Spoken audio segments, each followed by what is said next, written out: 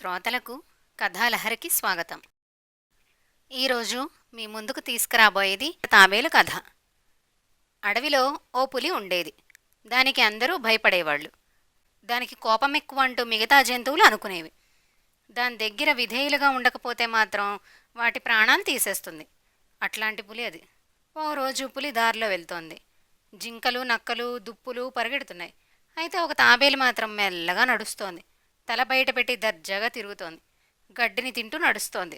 తాబేలు తీరు చూసిన పులి ఒకంత కోపంతో ఉడికిపోయింది. నేనొస్తుంటే నీకంత కండ కావరమా అంటూ గాండ్రించింది. క్షమించండి అంటూ తాబేలు కోరింది. నా దగ్గరే నీ నాటకాలా అంది పులి. నా తీరే అంతా, నేను పరిగెత్తలేను, ఇది సహజంగా వచ్చింది, ప్రకృతి ప్రసాదించింది అంటూ చెప్తున్నా కూడా పులి వినలేదు.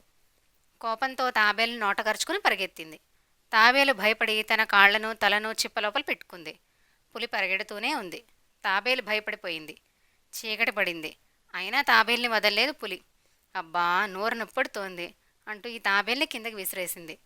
కాలితో తాబేలుని ఒక్క తన్ను తన్నింది. తాబేలు మాత్రం తల బయటకు పెట్టలేదు. కొద్దిసేపటి తర్వాత పులి అడిగింది, నీ శరీర భాగం రాయిలా ఉంది, ఏమిటి దాని సంగతి ఏంటి అని అడిగింది.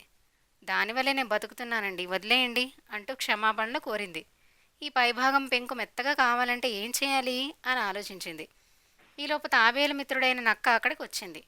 అయ్యా, అంత కష్టం ఎందుకు, దాని మీద ఉండే గట్టి భాగం నీళ్ళలో వేస్తే మెత్తగా అయిపోతుంది కదా అంది పులి. పులి ఆలోచనకి సంతోషించింది. దగ్గరగా ఉండే కొలం దగ్గరికి వెళ్ళి ఈ తాబేల్ని తీసుకుని అందులో పడేసింది. తాబేలు క్షణాల్లో తప్పించుకుంది. పక్కకు చూస్తే నక్క కూడా లేదు. పులికి విషయమంతా అర్థమైంది.